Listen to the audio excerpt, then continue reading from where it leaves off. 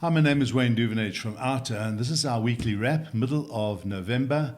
And it has been another week that just reminds us of how much work still lies ahead to clean up governance in South Africa. You know, what we've seen is oversight bodies, they are digging. Whistleblowers are speaking up. The public is watching very closely. But this is what stood out for us this week, more so at the Madlanga Commission and the ad hoc committee on police corruption. And at the Madlanga Commission, we saw the continued exposure of the same patterns that we've seen for years. You know, officials who try to stop wrongdoing are sidelined. Others who drove questionable and dubious decisions now claim that they just cannot recall details. And it's just becoming so clear to us that political protectionism shaped decision-making inside key institutions in this country, and that the corrupt have worked their influence not only at the highest levels now at National Police, but also down in Metro Police units, as we've seen unfolding in the Ekurhuleni Metro Police. It's quite diabolical. And what we want as South Africans is more than just another report. We need to see the action that takes place when this process concludes. And meanwhile, over at the ad hoc committee, we just saw this committee just pushing uphill and asking direct questions and not getting the direct answers that they need. When whistleblowers like Mkhwanazi say that Parliament cannot guarantee their safety before they testify, it just goes to show how fragile this oversight environment still is. This week's engagement with the NPA's head, Shamila Batohi, highlighted the tension between public demands for transparency and the legal processes that the NPA must follow. You know, her evidence corroborated the statements given early in the year by her that the NPA has been infiltrated and was compromised. And remember at the time, earlier this year, the president and the minister told her to retract those statements. And she was put under a lot of duress in speaking her mind. But that is the reality, and it has been. And quite frankly, the NPA is far from the organization that it needs to become. You know, with Shamila's replacement soon to be announced, the question we have is who is going to be that brave, that morally courageous person to step up to the plate there? Because we need to demand, or somebody at least to demand the resources and provide the leadership that is going to up the ante against corruption and these criminal syndicates in South Africa. Turning now to another delay in the launch or the announcement this week and the launch of the AARTO system. I mean, it's just becoming quite evident, we believe, to the powers that the recently published regulations just had too many errors. The offence schedule, by the way, it's quite alarming, was just ineligible. I mean, who does that? Who publishes information that you cannot even read because it is so blurred? And this on its own is just a clear indication of deeper concerns and issues that have plagued the Road Traffic Infringement Agency. And unless the administrative processes and platforms of this extremely complex AARTO matter are addressed, the authorities are just not going to be able to enforce penalties. And, you know, I don't know how they expect citizens to participate and meet the deadlines that government themselves cannot even meet. It's really of concern to us that AARTO is a problem. It has been pushed out for a number of years. Launch dates, I think for the last 10 years, have just been missed every single time. And now we hear the announcement of the City of Cape Town and other municipalities that they're not going to be participating in the scheme to the extent that the National Department wants them to. So, yeah, a push out again by another 6 months to the middle of next year.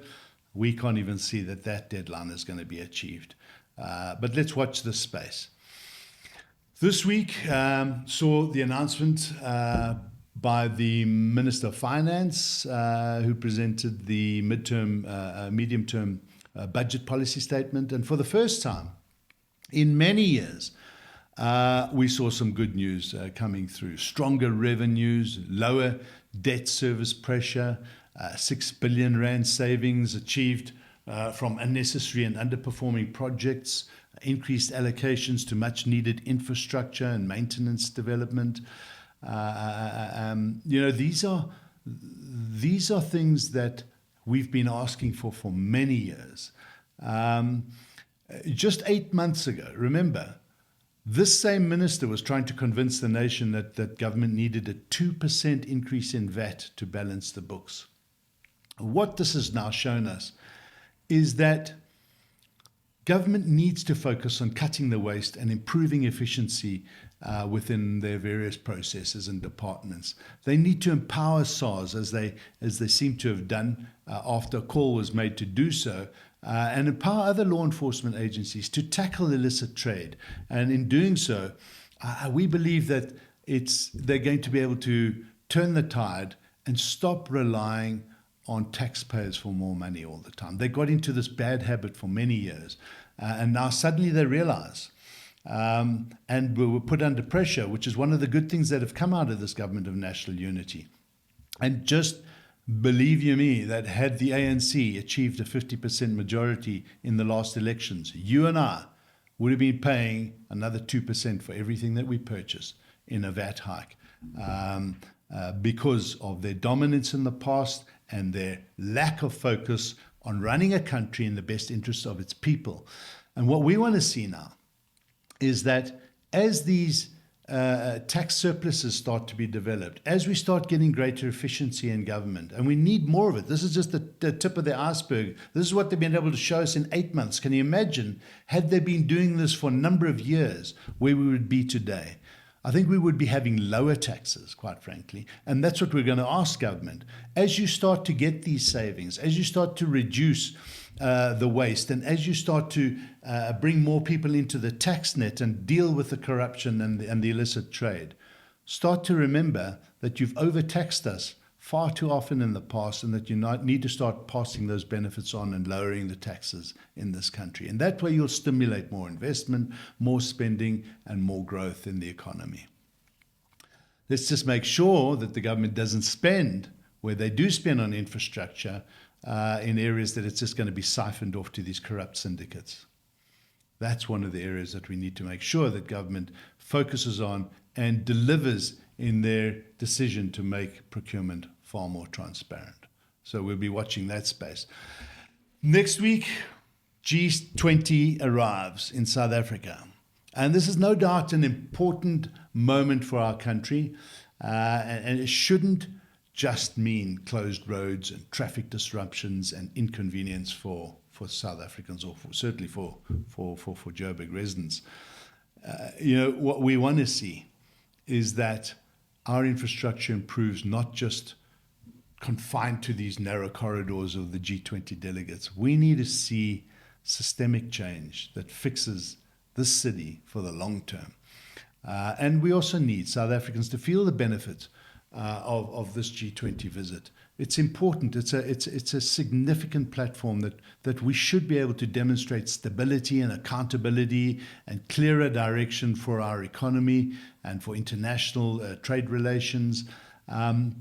We need to make sure that our institutions that we have and how we manage our country are put on display. And if we want investment and partnerships to happen going forward, we need to show the world that accountability is central to what we do. Good governance is central in our government's mindset, and we know that's not the case. It shouldn't just be a talking point.